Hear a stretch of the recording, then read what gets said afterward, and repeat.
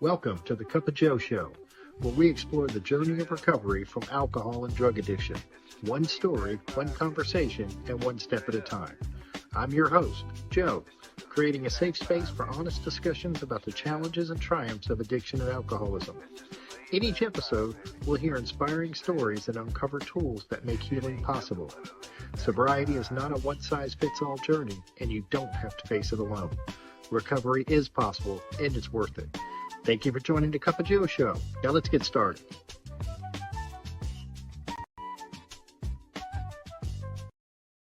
Hey, everybody. Welcome back to the Cup of Joe Show. I'm your host, of course, Joe, and today I'm very excited to have my guest, Robin G. Robin G has been sober since June 17th, 2004. Robin's story is one of courage, resilience, and family. She's the proud mother of 3 grown children, Jason, Rachel, and Mary, and a grandmother to 12, with 1 great-grandchild, little Serena, just joining the family. At home, Robin is ruled lovingly, of course, by her Australian Silky Hiccup.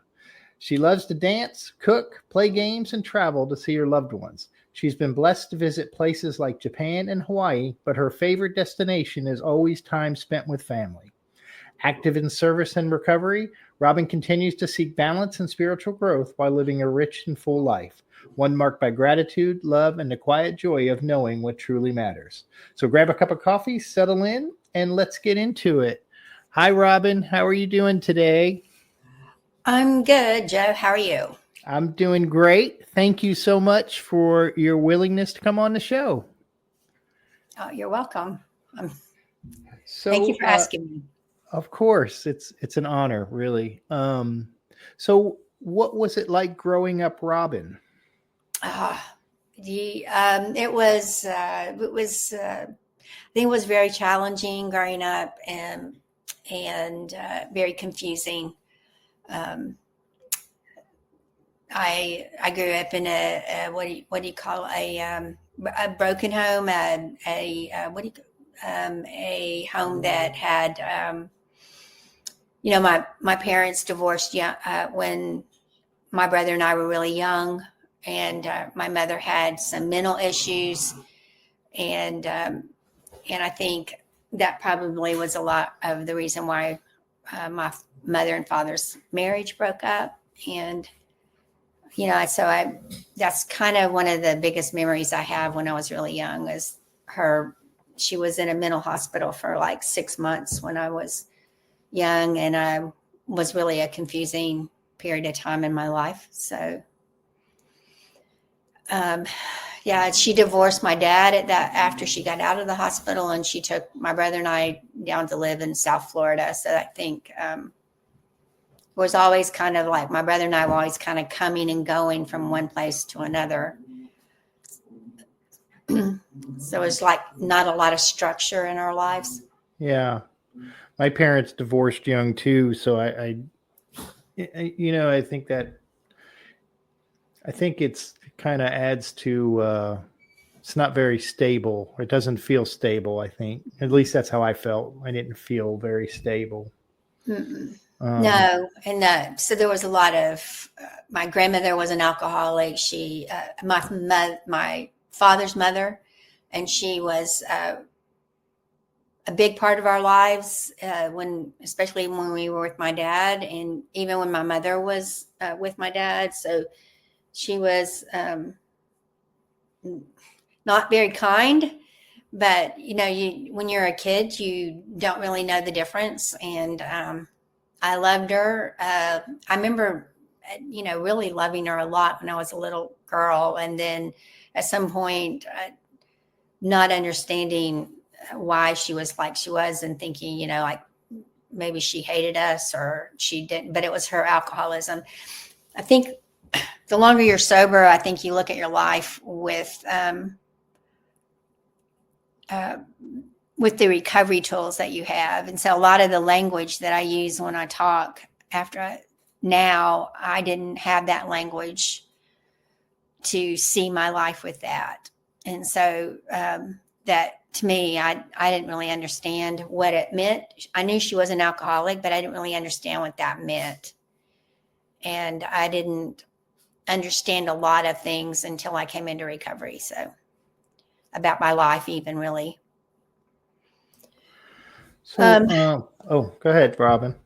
Well, no, I mean, like, there was a lot of struggles in my life, and hearing other people tell their story, I don't think that those things made me an alcoholic or an addict. I think I thought they did because I couldn't understand why I did the things I did, and I figured that I had to be broken in some way to do the things I did to my family, to myself, to the people I cared about. But in the end, that's not really why I functioned the way I did. I just kept looking. I mean, I think before I ever found AA and recovery, I looked for why I did what I did, and by going to psychologists, going to therapy, going to all these different things. And in the end, that isn't really what drove my addiction and my alcoholism.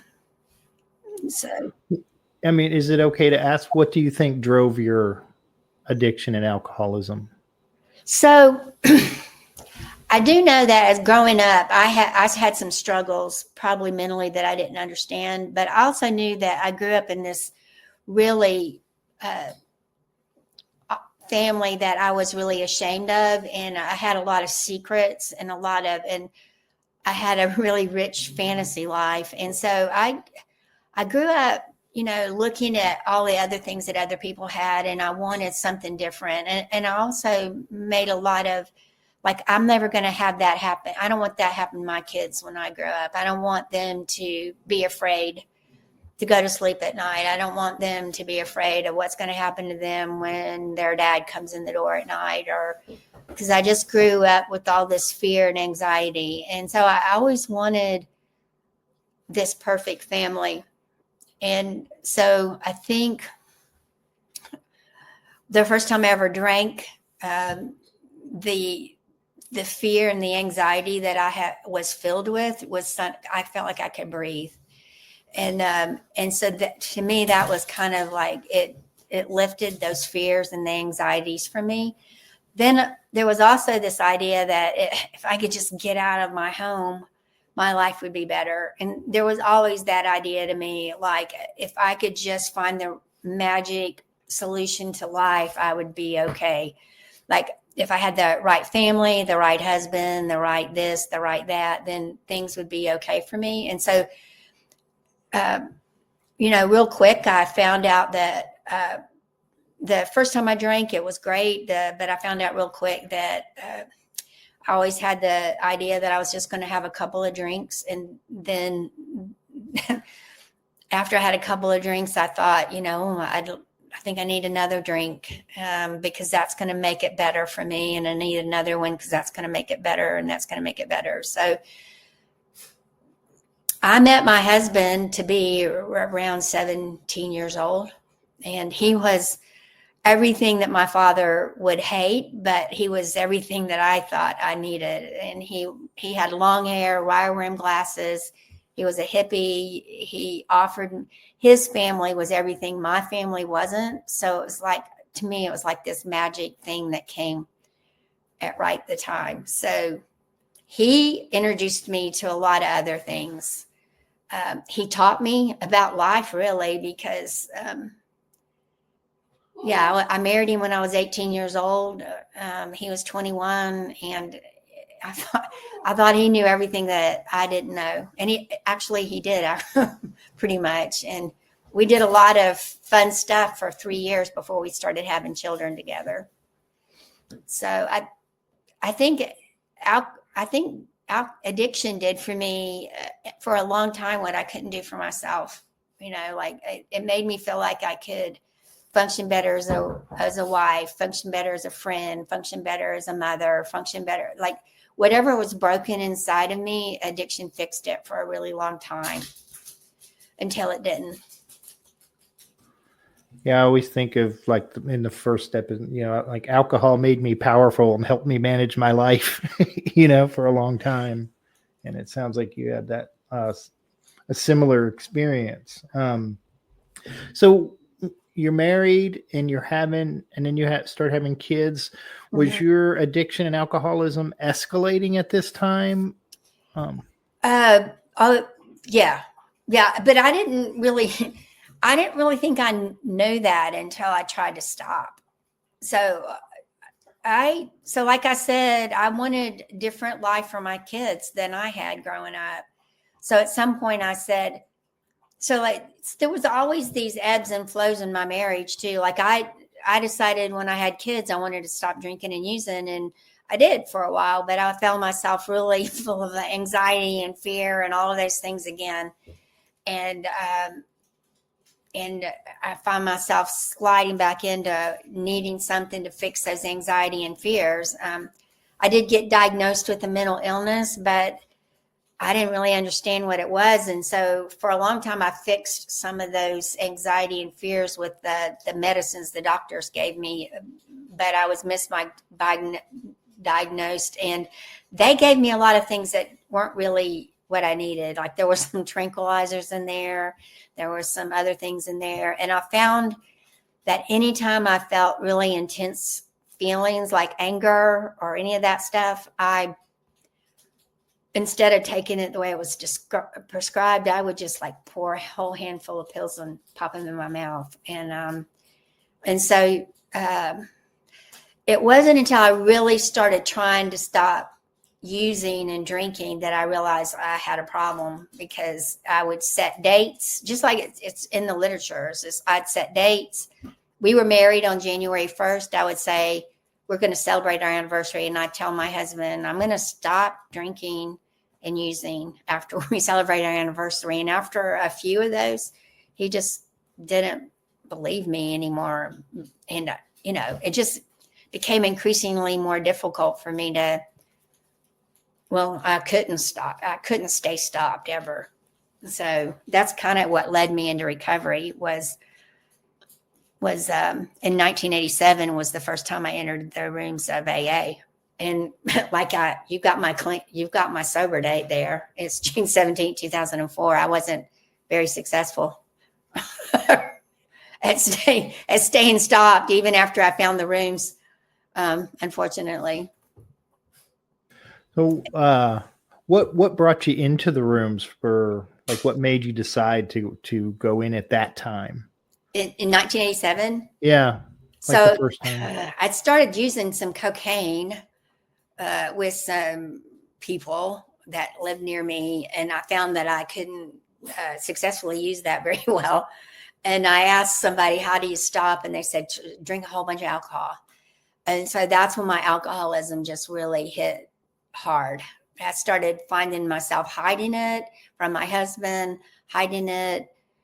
And I saw myself in a toaster, my reflection, drinking out of a paper bag and chasing it with ice water like my grandmother drank. And knowing that I didn't want to be her, and seeing that I was, and hiding, like having to drink before I could eat dinner with my family, and having to drink before I could cook dinner with my family. And then the blackouts started, and, I just had a really bad experience. My husband liked to drink this nasty stuff called chartreuse. I don't know if you know what that is. It's just like this green stuff made by monks, and it's nasty, but it really hits you hard and fast. And that's how I like to drink, hard and fast. And I was cooking dinner for my family one night, and I started drinking it. It was in the freezer. I'd only intended to have a shot or two, and evidently I drank the whole fifth. And I was so sick. And that's what led me to go into the rooms. I've been looking for help. I called, I lived in White Bluff, Tennessee at the time, and I called Nashville. I didn't really know what I'd called, but I called a number in the phone book, and someone answered the phone and said, there's life after alcohol. And I thought, no way. I just couldn't imagine it. And they told me where I could go, and that's what led me into the rooms the first time. And then embarrassingly enough, I feel embarrassed when I really think about it, but I never worked the steps. I stayed sober for a number of years, with the first 3 steps. And I just refused to work the fourth, the fifth, go through all the way. And I guess I relapsed in the early 90s in Mexico. Because I thought, I've never had that beer, and I think maybe I could just have one. And I was there to learn Spanish, and I'd started going to college. I'd started doing a whole lot of things that a person who has a bipolar disorder that's not treated thought she could do effectively. And that's kind of what led into the end of my story, really. I wasn't being a very good mother, and I thought I was. I wasn't, I had started to do what they talk about in the book, where I was looking good on the outside, but not really doing very well on the inside. And so that's kind of where I went to Mexico to learn Spanish, and ended up drinking a beer, Negro Modelo, and then drinking mezcal and all kind of other stuff. So you reminded me of something that somebody said. I heard it said someplace where we're like icebergs, where the top of the iceberg sticks out. We look really good on it, but underneath we're just this big old mess, Yeah. And I can certainly relate to that. So, so what was the turning point? Was there, Well, yeah, I mean, so, I was always willing to admit I was an alcoholic, but so I taught ballet in a little place called Dixon, Tennessee, and I taught some people that were in the music business, some women, some adults, and one of the women, she was she was on my 4th step, definitely. And I won't say her name, but she did royalties for some of the people in Nashville, and she was the one so she was kind of part of why I relapsed as well. I'm like, I did have a sponsor who said, if you don't stay away from her, you will relapse. And she was right. I thought I was trying to help her. And I took her to a ballet one night, and she asked me if I wanted to do some cocaine. And I said, no, I'm not doing those things anymore. I'm not drinking. I'm not using drugs. And so she introduced me to the substance that would take me down that that turning point. And so I had, when I did relapse in the 90s, I also started using crack. And so when I started trying to get sober, from the 90 to 98, I didn't really even try. I left my husband. So the marriage that I had for 25 years ended. My youngest was 14. My 2 older ones were gone. And so basically I abandoned my 14-year-old. And the next, from 90 to 2004, was pretty rough. It was just in 98, some things happened that I didn't think I would ever let happen. And I started trying to get sober, but I didn't ever admit to anybody what I was doing other than drinking. It was okay for me to say I was an alcoholic, but I didn't want to say to anybody that I was a crack addict. And so I couldn't stay sober. I lost my business. I lost my place to live. And I just went back to Jacksonville, Florida, which is where I was from. And in 2001, my daughter had me come live with her in Brownsville, and I got arrested, partly because of my mental illness and partly because I was trying to buy cocaine on the street there, and lied to the police about how my car was missing. And that ended me up in a psych hospital in Jackson, Tennessee. And then it just kind of ended up going that way a lot. Ended up in and out of hospitals, in and out of halfway houses, in and out of uh, homeless shelters. And just when I turned 50, I had a birthday party with my family. And then I just did what I always did and went and bought some drugs and almost died in my mom's bathroom. And then my family got together and said, I couldn't talk to my grandkids, and my kids didn't want to pick up the phone anymore. And my family asked me to leave because they believed I was going to die drunk and a junkie on the streets. And sort of that spiraled me down to the bottom. And I guess if I could just really say anything is I never could stay clean and sober for anybody like I wanted to. I wanted to stay clean for my family.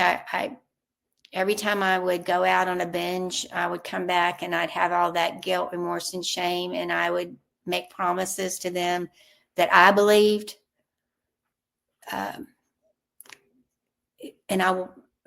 They believed for a period of time, but then I couldn't keep them. I just couldn't keep them, no matter how much I wanted to. And then in the end, really, when they told me that, I think what I heard was, if you do this again, we're not going to pick up the phone. But what they meant was they were done. And what happened was, I guess I stayed clean maybe about 6 months. And I was in a homeless shelter for people that have mental illness, drug addiction, and alcoholism. And I left there against medical advice, and I had my last relapse, and it was in end of May of June of 2004. And that bottom maybe wasn't the worst bottom I ever had, but it was the one that I knew, this is how you're going to die. You're going to die out here by yourself on the streets because you can't stop what you start. You can't stop drinking. You can't stop using, and your mental illness is going to kill you too. Because I abused everything. I abused my meds. I abused alcohol. I abused drugs. It just didn't matter what it was. I wasn't honest with my doctors. I wasn't honest with anybody, not myself either. And that's kind of that. I had been with this drug dealer guy, and when I hit that bottom, it's like it talks about in the literature. I didn't know. I just didn't know.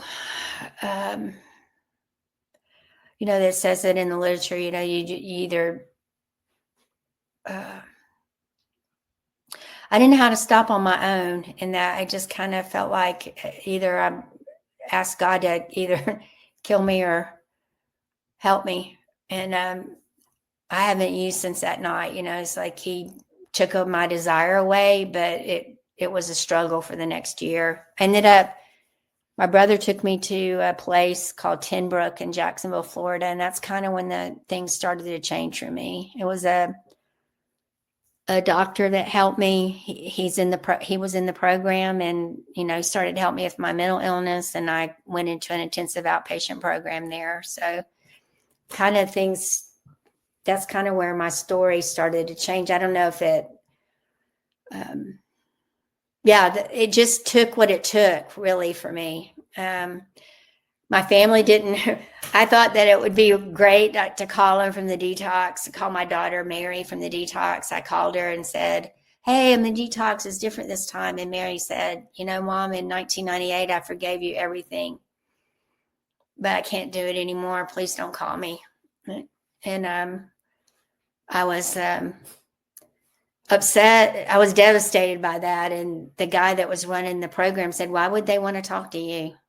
You've not shown them anything that would make them want to believe anything you've got to say. And so, people told me to get out of the problem and the solution. I wasn't quite sure what the solution looked like, but I became willing to take direction.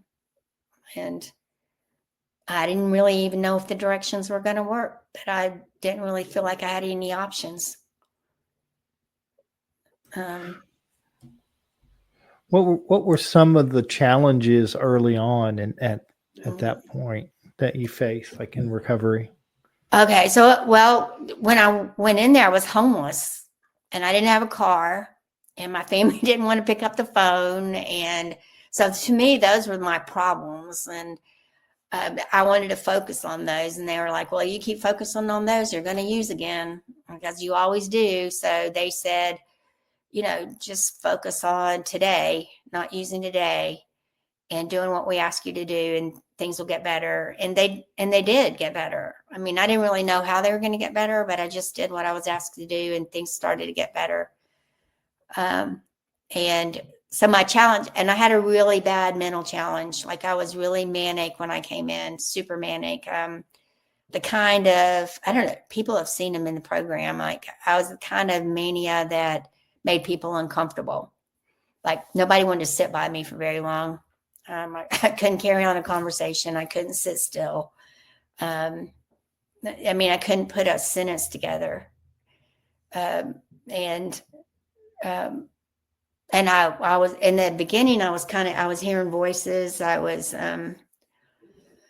No, it just wasn't. But I mean, I had the willingness, though. I mean, and I knew that I was sick. So it's kind of like, you don't really know how sick you are until you start getting better. So once I started to stabilize mentally, I'm like, oh, man, that was ugly.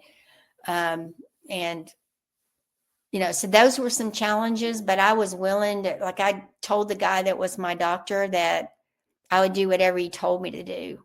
And, and I would tell him, I think you need to change my medicines. I think you need to up them or do this or do that. And because he was in the program, he was really good with me, because he would say, tell me what's going on. And I would, and he would say, you need to be working with your sponsor and let me worry about your medicine. You told me you would trust me. So those are some of the challenges. Not having a place to live seemed like a really big challenge to me. And it was, but about 90 days in, it took me a long time to finish the outpatient program, because I got put back into the psych hospital how many times? 3 times, I think. My mom let me stay with her until I finished the IOP. And then I guess I was about 60 days sober and clean. And I got an apartment. And so I had been homeless since 1999. So I'd been doing what I guess they call couch surfing, and just kind of, and so that I got my first apartment. I do remember going through the steps with my sponsor and her asking me what unmanageability meant. And I remember saying to her that my problems of my family not talking to me, the being homeless, not having a car, all those things were my problem, was unmanageability. And she said, no, unmanageability meant that in spite of those things, I would use again and drink again if I didn't do the steps, and if I didn't find a power greater than myself. And that's what she was going to help me do. She had a phrase I liked. My first sponsor's name was Eileen, and she had a phrase I liked that was, her sponsor had put her hand in the hand of God, and she was going to, if I would let her guide me through the steps, she would put my hand in the hand of God. And, she was the one that had me get the name of 3 women at every meeting I went to, and call them. I share this sometimes, but so I didn't have a phone. I didn't really understand. It sounds so embarrassing now, but I didn't really understand cell phones very well. So there was a payphone down the road from my apartment. So that's how I'd call people. And my sponsor's like, well, you are willing to go to payphones to call drug dealers, so I suggest you get your happy self down to the payphone down the road from you and call women. And then I started using what was called a burner phone. And I probably spent way more money on that phone because I was so scared of buying a cell phone. I just didn't understand them. And I was always using the payphones and it was stupid. But that was my first big challenge, was learning how to use a cell phone back in 2004. Once I did, I was like, I told some people at the treatment center that, and they were laughing like and I said, I didn't have a computer. And they're like, a cell phone is a computer. And I'm like, not in 2004, it wasn't. At least I didn't know it was. So that was a big challenge for me, was learning how to use a cell phone. I just think it's awesome that you were using burner phones and pay phones to stay sober. It's like it's just really BA. It's so cool. In Jacksonville, the bus system was a lot easier to navigate. But I mean, I used the bus for 2 years. I had an aftercare I went to for 18 months, and I'd ride it out there and walk a half a mile to get to the aftercare. So, I mean, like, just the willingness. I love it that what it says in Bob's story. If you put half as much into your recovery that you put into your drinking and using, that you can do this. And that was what I was willing to do. I was willing to work as hard on, because I was really willing. I could do anything when I was trying to do the other way of life. And so I just put the same amount of effort into my recovery. The next snag that I hit was when I moved to Knoxville after I was sober for 4 years. Yeah, I got married in recovery in Jacksonville. That didn't go very well. I didn't last very long. And my dad died the first 3 years I was in recovery. So that was difficult. But I stayed sober. I had women that walked me through that. There were so many people at my dad's funeral that my family didn't know, and they were all from AA. So that was wonderful. What brought you to Knoxville, Robin? So after a while, of doing this way of life, and my kids seeing, that I was changing, they invited me here. And I think, gosh, that was another thing. That the first year of my recovery, that I went to an AA convention, and the sponsor that I have now, Heather Gonziano, her sponsor, Pat Yo, spoke at that convention in Jacksonville, Florida. I didn't know that, but she spoke at that convention. And there were a lot of women that spoke at that convention. Another, Polly P spoke at it. Those women were like changed my life, and their stories taught me how to make amends to my kids. Polly P especially, she talked about being a bad mother, when she was a drunk, she was a bad mother. And she talked about, they told her how she was going to make amends to her children. And those things taught me how to make amends to my kids when it came time, when I went to the steps and I saw, like, there were always those times when I would just say, I'm so sorry, I'm an alcoholic.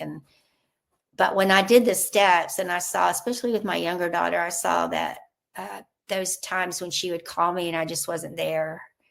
Those times when I just couldn't show up, or my electricity was turned off, or my phone bill wasn't paid and she couldn't reach me when she needed me. And all those times when she was just alone as a 14-year-old, or I just didn't show up. And I saw how lonely and isolated and afraid that she had been all those years.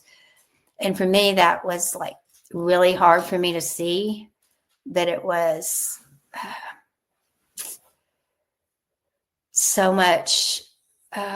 When I finally was able to talk to her and say, I never realized how scared and lonely you were when I was drinking. And there's no way I can ever make that up to you. I can't undo what I did. But I would at some point, if you can ever find a way to forgive me and allow me to be a mother to you today, I would love that opportunity. And she said that she had been waiting a long time to hear me acknowledge my behavior, rather than always saying, I'm so sorry, I was just a drunk, or, I'm going to do better now, because, and I never, and she's, the fact that I've never promised, even now, I never promised that I'm never going to drink again. I always just let it be, I'm not drinking today. I'm going to try to do the best I can to be a good mom today. Because always before, when I made those promises, I'm not going to do this anymore, ever. I did. And so when they asked me to move here in 2004, when I got here, Mary said, you know what? I still don't trust you. I still don't trust you. And,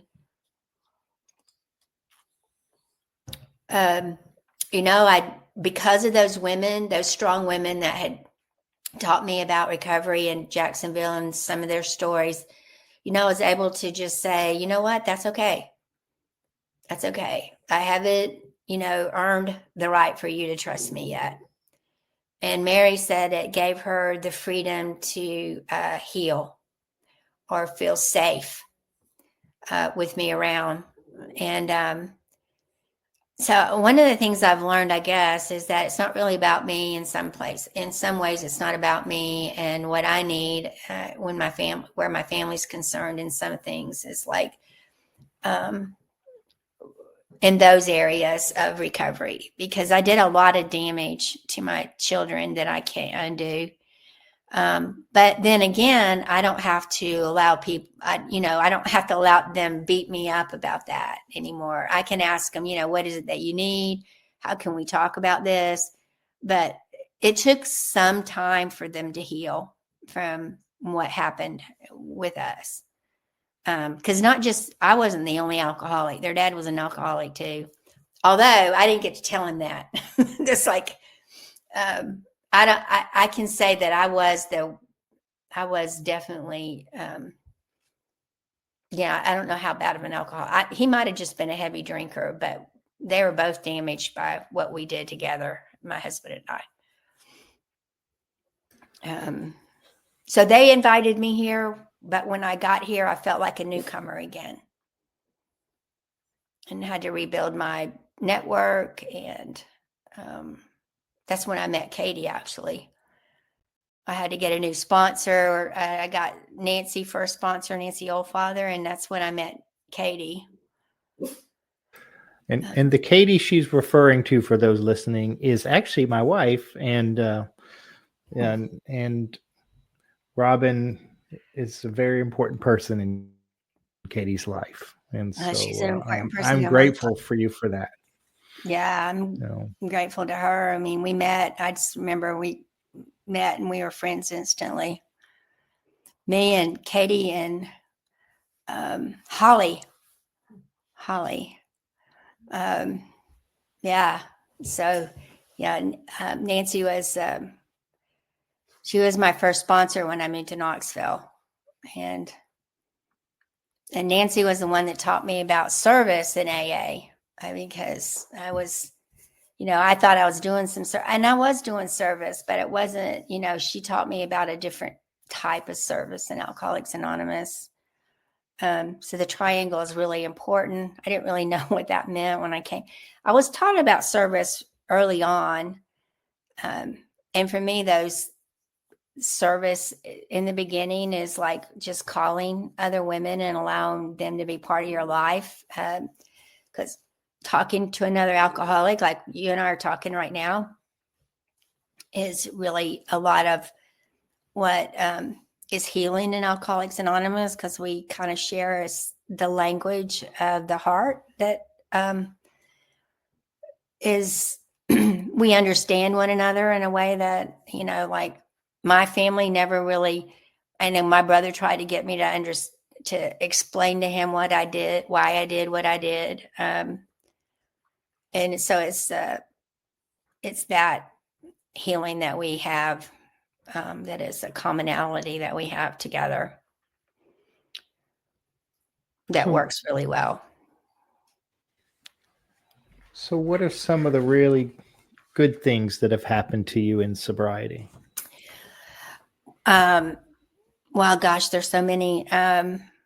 So when I came into recovery, I was very and I'm still kind of introverted, but when I came in, I really did not have any friends, or I didn't really know how to make friends. I didn't have very good self-esteem, or even really good, very self-awareness. And so I was taught how to,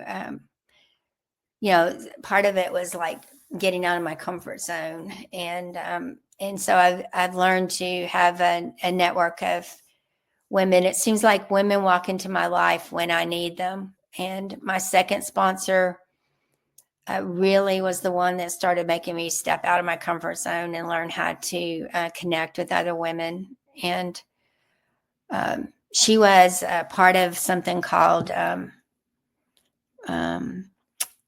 she did public relations stuff in Jacksonville.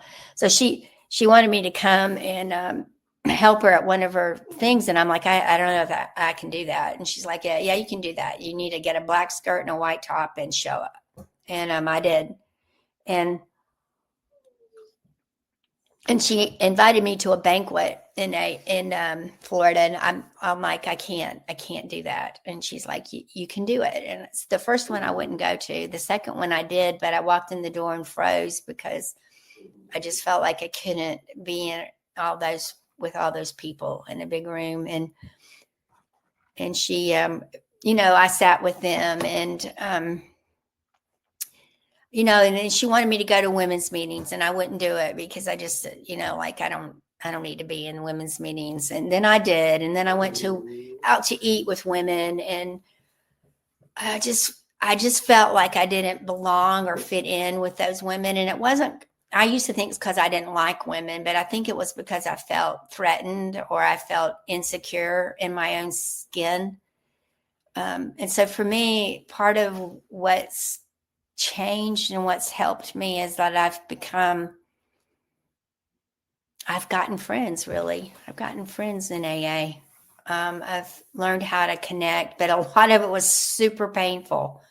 It was like, because I just didn't, I just didn't want to do it. It was like I wanted to stand on the outside looking in instead of being part of and getting in the middle of it. But when I did, it's been a great ride.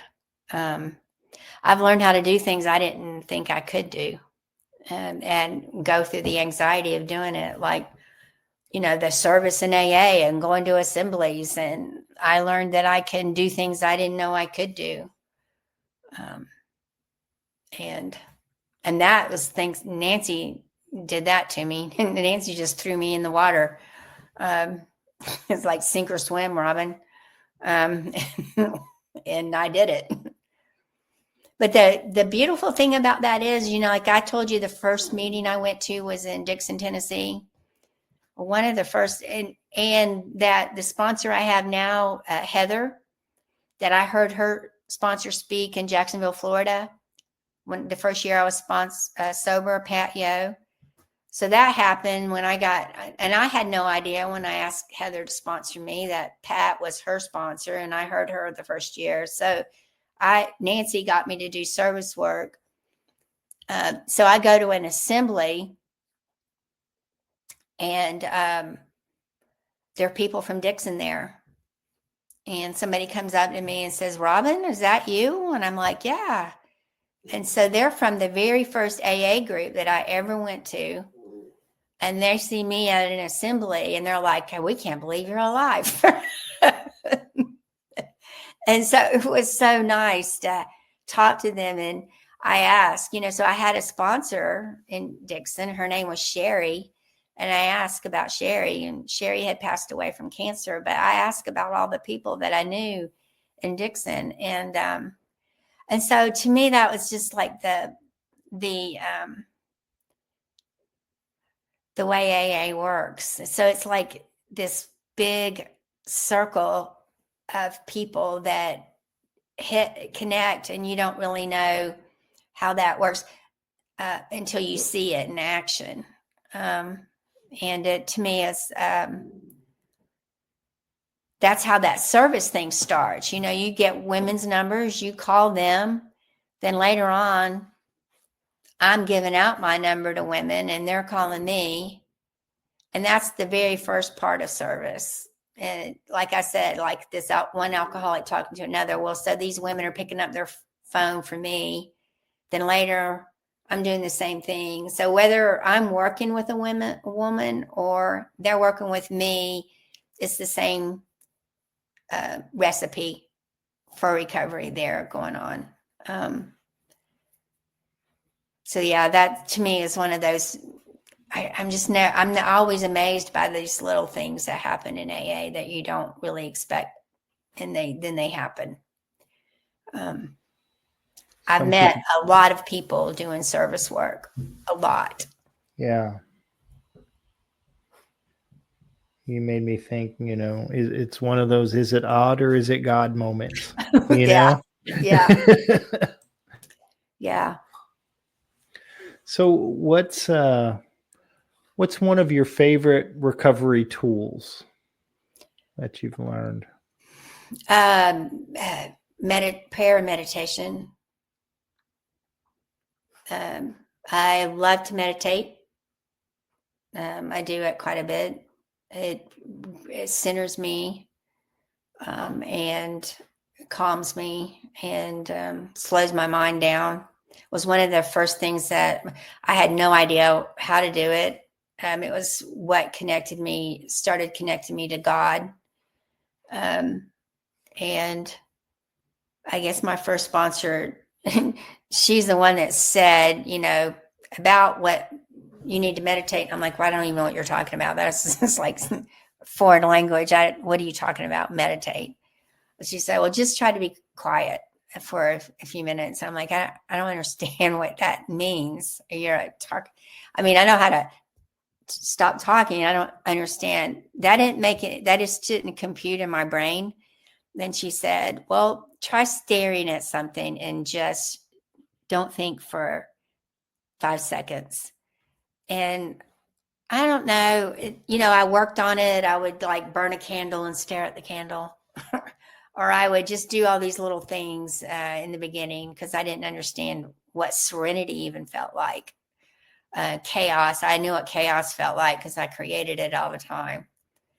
I was in Jacksonville, so sometimes I'd go down and sit by the river. I love trees. I would go stare. This is a huge tree in Florida. I would go stare at it.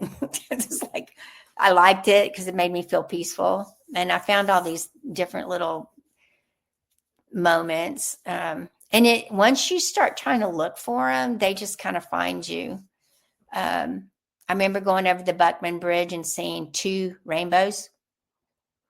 And I was like, so those little moments was kind of how it started. I call them God moments.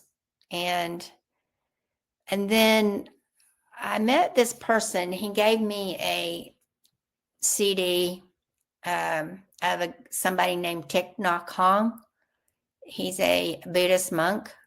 And I started using his CD to learn to meditate. And I didn't even know who he was, but now I know that he's the person who does mindfulness meditation. And so that's kind of how I learned to meditate. And it just, once you start doing it, it grows and develops. And it is, some people say prayer is you talking to God, and what's the other part?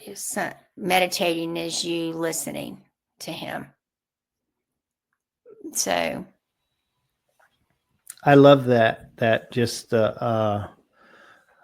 you answered the question, because I was going to say, what's a good way to start meditating? And you laid it out beautifully, Robin.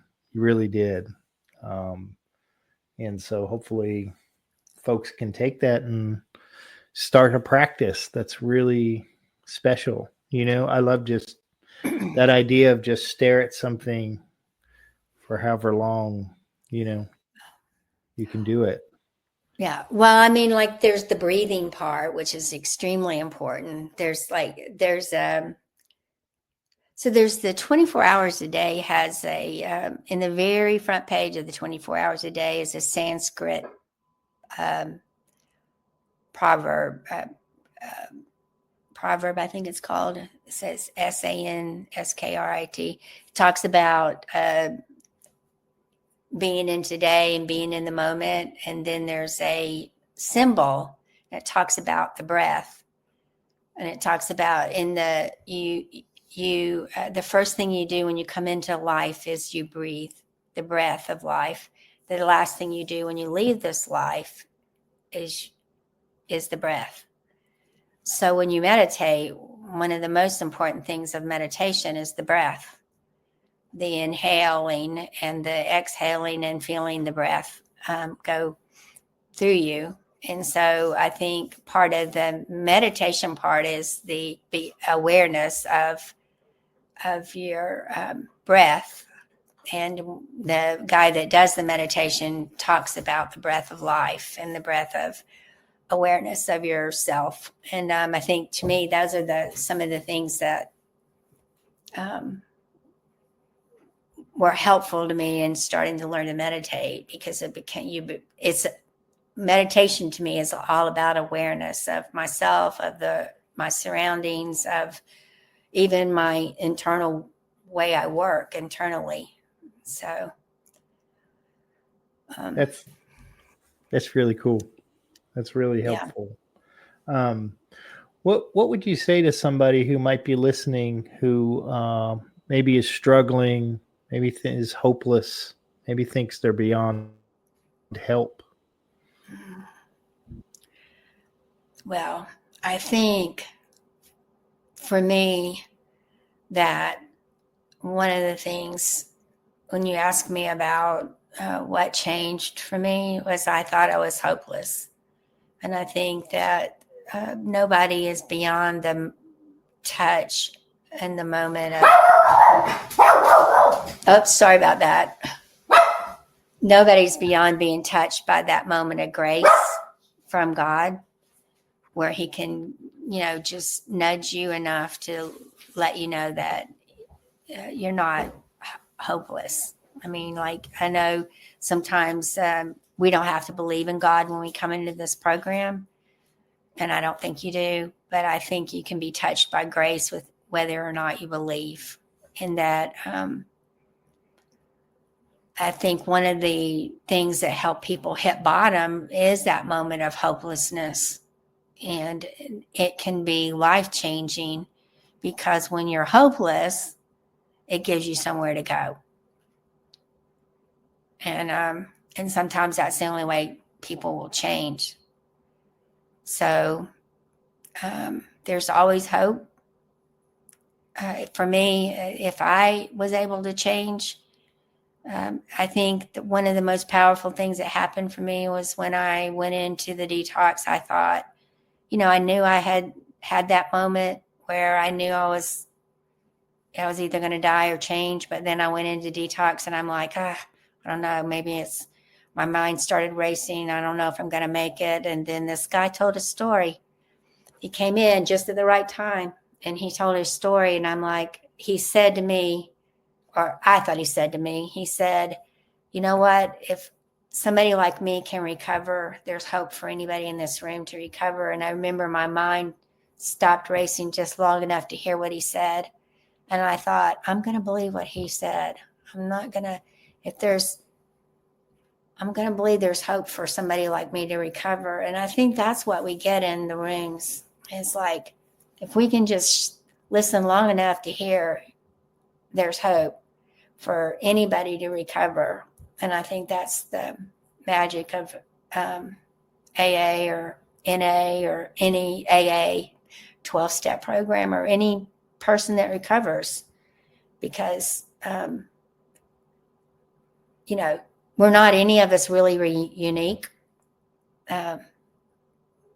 We think we are, but anybody who's been through this like addiction thing and has recovered, can, say to somebody who really wants it, they can have it if they're willing and they stay willing. Stay willing, that's for sure. Is there anything you wanted to talk about or mention that we haven't?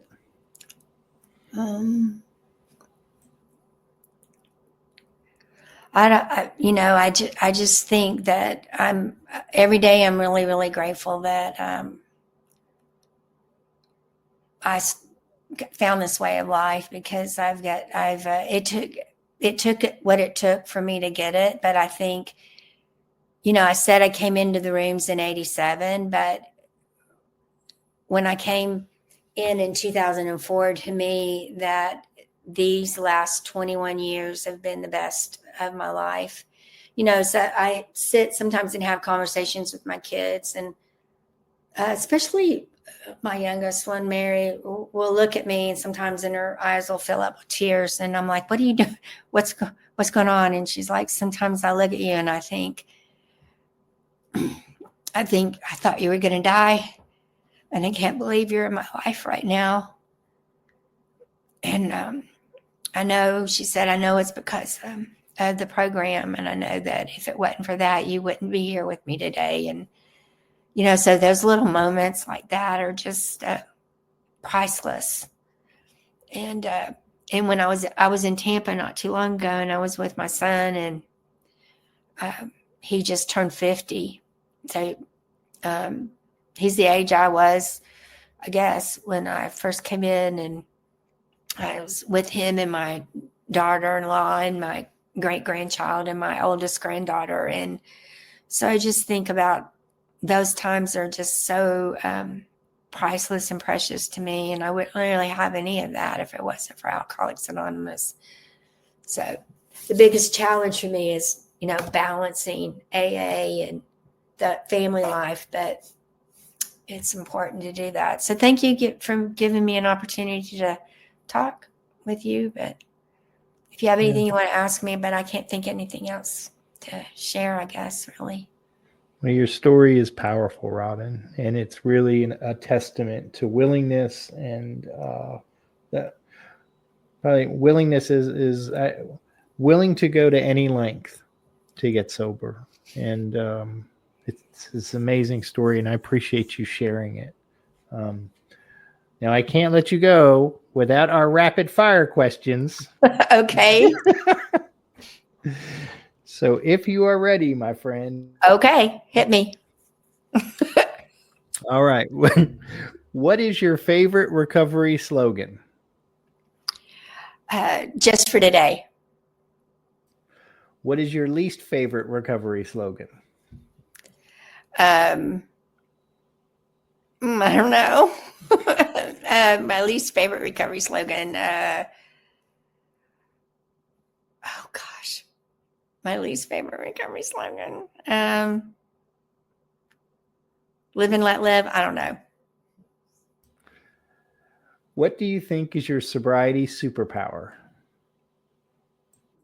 Just showing up. If you could say one thing to your former self, what would it be?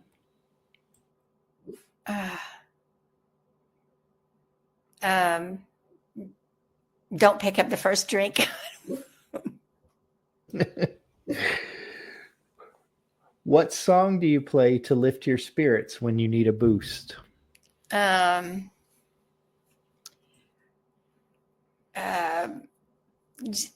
Amazing Grace.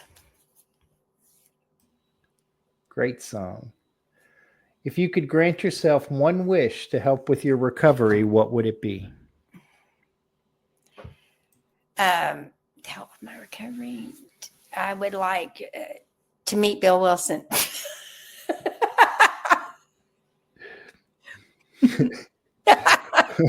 You got me. No, that might not be on that one, Robin. I would be dead. Right. No, so that's not a good one.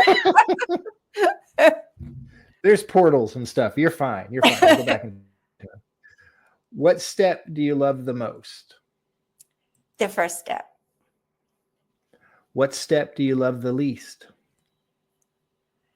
The Fourth Step. What is one of your favorite movies? It's a Wonderful Life. And finally, if heaven exists, what would you like to hear God say when you arrive at the pearly gates? I thought you would never do it. Well, I really appreciate you taking the time to share your story, Robin. It really is amazing, and you're an amazing person. And I appreciate the relationship you have with my wife, because it's pretty amazing.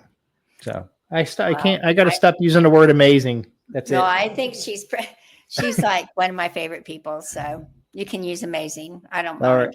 All right. And for the rest of you out there, please subscribe to our friends at thedailyponderables.com, your recovery source for inspiration and encouragement every day. A new episode of The Cup of Joe Show is released every Thursday at noon. Visit thecupofjoeshow.net, or you can listen to the show on your favorite podcast apps: Podbean, Apple, Spotify, YouTube, and others. Just search for The Cup of Joe Show. Don't forget the. Please like, follow, subscribe, and share, because someone out there needs to hear this today. Have a good day, everybody. It's just a laid-back vibe, baby. We hope you enjoyed today's Experience, Strength, and Hope. We are so grateful you decided to join us. Please share this episode with someone who might need it. Also, don't forget to like and subscribe. Remember, no matter where you are in your recovery journey, you are not alone. Reach up and reach out to someone. Please do not suffer in silence. Until next time, let's take it 1 minute, 1 hour, and 1 day at a time. Thanks for listening to The Cup of Joe Show.